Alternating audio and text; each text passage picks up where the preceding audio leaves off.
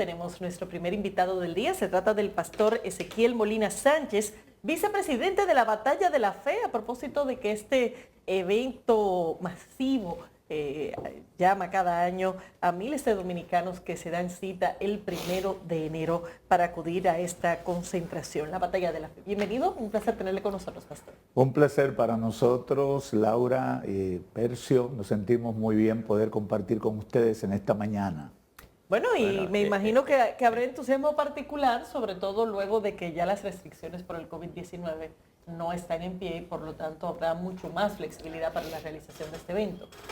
Efectivamente, el año pasado tuvimos una cuota limitada de asistencia. Salud Pública nos permitió 30,000 personas. Casi nada, pero gracias a Dios no fue limitado. Pero para nosotros fue un caos porque fue rechazar la mitad de la asistencia. ¿Cuál es la capacidad del estadio? 65. Con las 15,000 sillas que nosotros colocamos en el terreno, llega a unas 60,000 personas. 60,000. Efectivamente. Entonces, gracias a Dios este año no tenemos todas esas restricciones. El año pasado pudimos superar y dar la medida. Y ya este año la gente se siente más libre también porque había limitación, también la gente tenía mucho temor. Pero tenemos una gran expectativa de que este año todo el que tuvo deseo de ir el año pasado y no pudo también va a estar presente. Se la cobre ahora. De manera militante en la Batalla de la Fe. Así como el evento ya está muy instituido para iniciar el año, por lo regular ustedes tienen en agenda una serie de temas, de preocupaciones que lo manifiestan allí.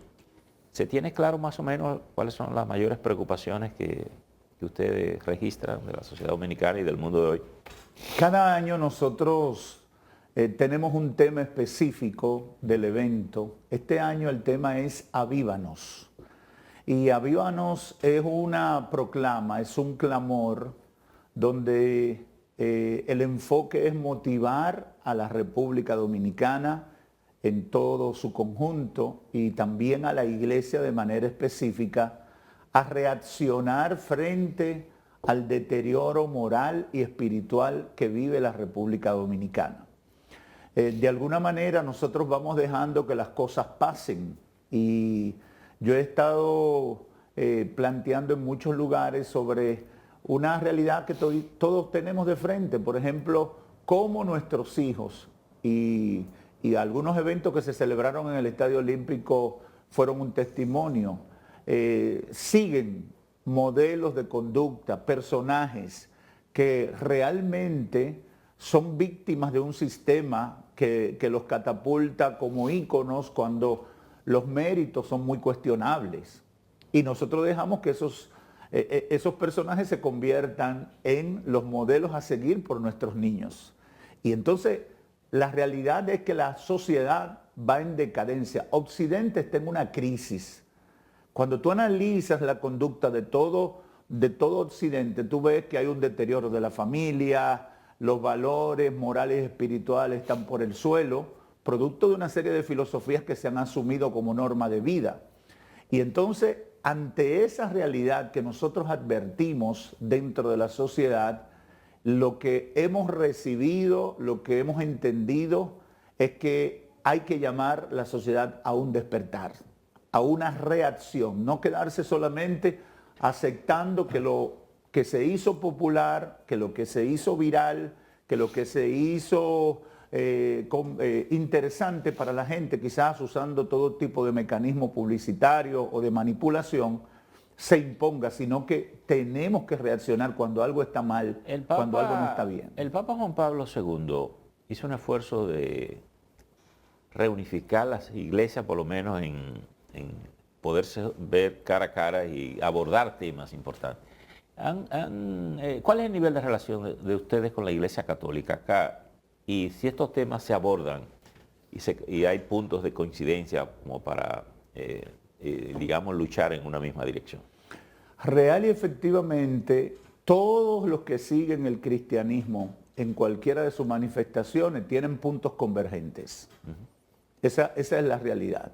Por ejemplo, en luchas que se han dado aquí, manifestaciones que hemos hecho frente al Congreso y en otros estamentos, las posiciones de todas las iglesias cristianas son coincidentes y van empujando en la misma línea.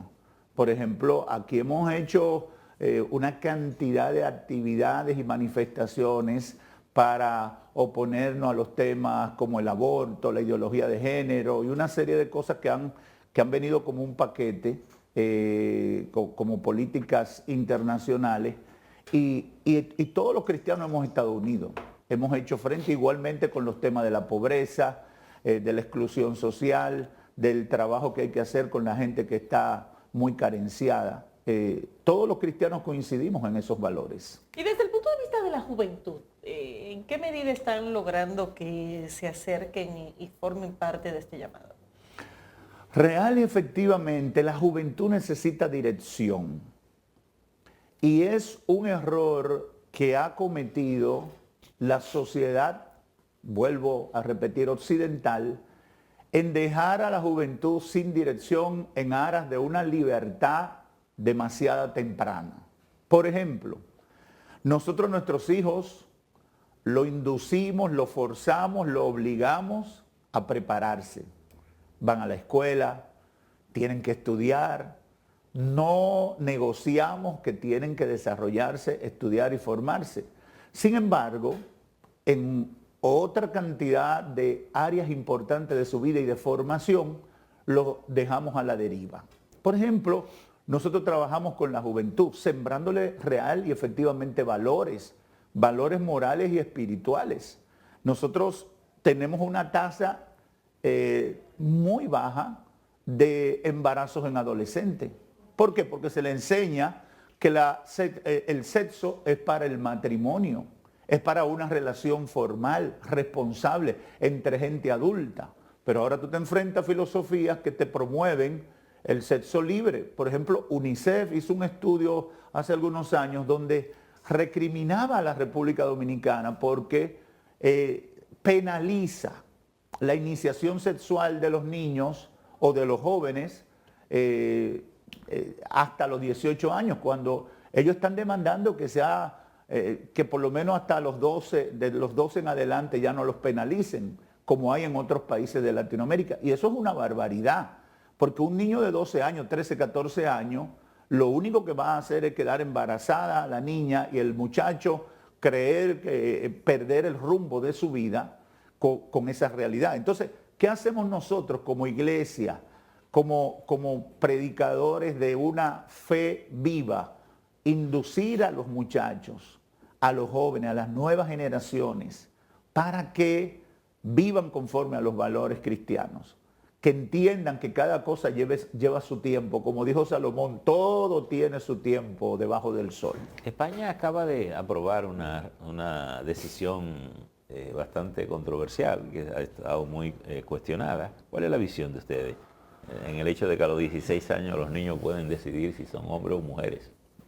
España es de los tristes ejemplos del deterioro moral en aras de la mentalidad progresista. Y sobre todo en España llama la atención porque es una sociedad sumamente conservadora, No, tradicionalmente España después de Franco, España se volcó a todo lo contrario a los valores tradicionales. Y eso está registrado en la historia y el comportamiento social de España. Si lo analizas te vas a dar cuenta de eso. Es decir, España ha tomado una ruta terrible. En España ya se ha tratado, y no tengo el dato al día, pero creo que ya se ha tratado el tema. Decía Zapatero que el principal logro de su gobierno era haber aprobado el matrimonio pero más que eso, iguales. Que los niños tienen derecho a ejercer su sexualidad con un adulto. Eso se ha estado debatiendo en el Parlamento español. Y creo que hay un nivel, ahora no recuerdo exactamente el dato, de aprobación. Y eso es terrible. Es decir, promover ese tipo de políticas, ese tipo de pensamiento, ¿en qué contribuye a la sociedad? Todo en aras de una libertad sexual mal entendida. Entonces, precisamente a ese tipo de cosas es que nosotros nos oponemos. Nosotros creemos que cada cosa debe llevar su tiempo. Tú no le entregas el timón de un avión a un niño de 12 años. ¿Por qué? Porque se necesita una madurez, aunque domine la tecnología. Y esa es la realidad. La progresía, como algunos le llaman, está llevando, parece que la campaña es destruir todo lo que son valores morales y espirituales, sin importar el resultado. Mientras tanto, tú tienes otras áreas del mundo, como Asia, como el mismo Oriente, donde son fuertes con sus tradiciones, con el respeto a los adultos, con el núcleo central de la familia. Y entonces esas sociedades se están imponiendo en materia económica, industrial, desarrollo tecnológico. Nunca una civilización se ha desarrollado en base al libertinaje. Toda la inmoralidad y el libertinaje ha sido característica del fracaso de los grandes imperios. Y Occidente lamentablemente está en esa ruta y nosotros nos oponemos a eso y el mensaje del Evangelio se opone a eso. La historia señala que son los valores cristianos los que desarrollaron a Occidente. En 1516 con la Reforma Protestante, es la Reforma Protestante que da apertura a la integración de la sociedad, a los estudios universitarios, al desarrollo de la banca y una cantidad de cosas que son valiosas para nosotros hoy en día. Pero hoy estamos involucionando y por eso nuestro tema es avívanos. Hay que reaccionar y cambiar de rumbo o por lo menos no dejarnos direccionar sin prestar ningún tipo de resistencia. Y el nivel del debate que tenemos en República Dominicana, porque todo esto está pasando en España, pero en República Dominicana el debate parece estar muchísimo más atrasado desde muchos puntos de vista, incluyendo muchos aspectos que tocan derechos de personas, incluso en el contexto de legislaciones y del Código Penal. ¿Cómo le parece que ha ido evolucionando el debate o cómo ha ido deteriorándose en los últimos años? República Dominicana sufre las limitaciones de un país tercermundista, muy comprometido en sus finanzas con los organismos internacionales que le obligan a asumir posiciones allá, a veces más allá de lo que como nación creemos y como la mayoría de nuestra nación valora. Y ese es el gran dilema en que está República Dominicana. Tú hablas con los legisladores, tú hablas con los mismos que llegan a la presidencia de la República y ellos te dicen, no, yo estoy claro en lo que creo, yo estoy claro en lo que debe ser, pero tenemos una presión, tenemos una agenda internacional que se trata de imponer. Y ya ustedes saben, como buenos informadores, que aquí los préstamos se le ponen coletilla ahora. Hay que imponer este tipo de política para un préstamo que no tiene nada que ver. Entonces, nosotros estamos debatiéndonos en eso, en esa realidad de que nosotros como país tenemos un pensamiento, se supone que tenemos libre elección para nuestro destino, pero tenemos una presión internacional que en nuestra condición de país subdesarrollado nos vemos entre la espada y la pared. Y es lo que ha pasado con el Código Penal. Los legisladores saben lo que tienen que aprobar y lo que quieren aprobar y lo que la población quiere que aprueben. Pero hay otras fuerzas que no dan la cara, que le presionan. Y una presión importante. Pero ya ahí no hay presión, ya los legisladores tienen sus decisiones asumidas. Sobre pero todo no se aprueba. Con el tema de las 3 causales. Pero no se aprueba. Y eso ha ido degradándose en otros tipos de debates que hablan del castigo a los menores, de la discriminación por preferencia sexual, de si puede haber violación o no entre esposos. Todo eso son escarceos. Todo parece que están haciendo su propia locura. Son los temas, No. Las 3 causales quedaron hace rato. No. Ahí lo que hay es una maroma política. Cuestión de no terminar de tomar la decisión. Esa es la realidad. Es decir, ¿por qué no se toman las decisiones? Porque se está haciendo pirueta política para ganar tiempo, esperando una condición más favorable, esperando un momento políticamente más oportuno para quienes están liderando. El tema de la educación sexual en las escuelas, que ha sido siempre un tema en la que incluso hace víctimas muchos menores porque ni siquiera saben la mala intención con que un adulto lo toca. Y no pueden dar ni siquiera la alerta roja a papá o a mamá de que, ¿cómo es que vamos a manejar eso? Definitivamente hay que educar sexualmente. Los cristianos creemos que hay que educar sexualmente, pero venimos con el mismo debate. Hay unos grupos que quieren imponer un modelo de educación sexual al margen de la misma ciencia. Es decir, cómo mi percepción, cómo la percepción de mi sexualidad, yo la voy a poner por encima de mi biología. Y ahí comienzan las batallas. Y todo lo que está pasando con eso, yo tengo esperanza que el nuevo ministro o el más reciente ministro de Educación, que ha mostrado ser una persona que quiere resolver desde el punto de vista técnico, más allá de la política, pueda llevar a cabo alguna de esas cosas. Y los evangélicos siempre hemos estado dispuestos a colaborar, pero que se dé educación sexual, no que se promueva ideologías al margen de la realidad sexual desde el punto de vista biológico. Pero sí tenemos que dar educación sexual, sí debemos orientar a nuestros jóvenes, pero esa no ha sido la posición tradicional de las iglesias. Sí, las iglesias, la mayoría, no sé, la iglesia católica ha tenido sus diferencias, pero desde la plataforma evangélica siempre hemos estado claros con eso, siempre hemos estado claros. Nosotros no creemos en la cigüeña, es decir, nosotros creemos que la relación sexual entre un hombre y una mujer. ¿Cuántos colegios son los elementos bajo su manto? No tengo el dato al día, la cantidad de colegios evangélicos, pero hay una gran cantidad, porque muchos, para nosotros ¿pero muchos? Es un trabajo, sí, son miles. ¿Y cómo se maneja en el caso de ustedes? Cada iglesia que pone un colegio es la responsable de acuerdo al programa educativo del Ministerio de Educación, porque todo está normado. Es más, ya la mayoría de los colegios evangélicos o de iglesias evangélicas están... los maestros los paga educación. Es decir, hay un acuerdo de integración con efectivamente, el sistema educativo nacional. Hay una gran cantidad ya que están en eso y estamos dentro de la norma, pero nosotros lo vemos como un trabajo social. Hay que ayudar a las comunidades. El Ministerio de Educación tiene una deuda, una limitante de aulas y contribuimos con eso. Definitivamente. Digo, esa limitante de aulas que se suponía que eran 1000, después resultó que eran menos de 1000. Ya esos son unos temas de esos conflictos. Y ahora estamos, como digo, escaseando en medio de la abundancia, porque ahora el dinero nos sobra. Pero yo le voy a decir algo. Hay mucha necesidad en el área educativa. Por ejemplo, la tanda extendida. A mí hay maestros que se me han acercado y directores de escuela que me dicen, pastor, necesitamos hacer algo. La juventud va por mal camino y nosotros no podemos hacer nada desde nuestra condición de maestros. ¿Por qué?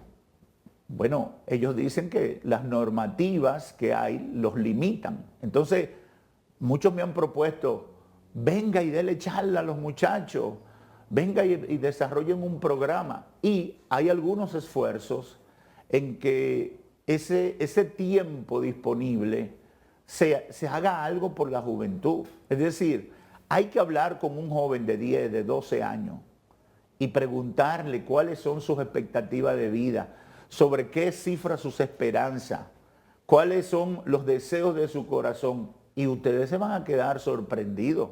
A nuestras iglesias llegan jovencitas con 14 años que se han hecho 5 o 6 abortos, que han tenido 10 o 12 amantes, que tienen relación con un hombre adulto de más de 50 años.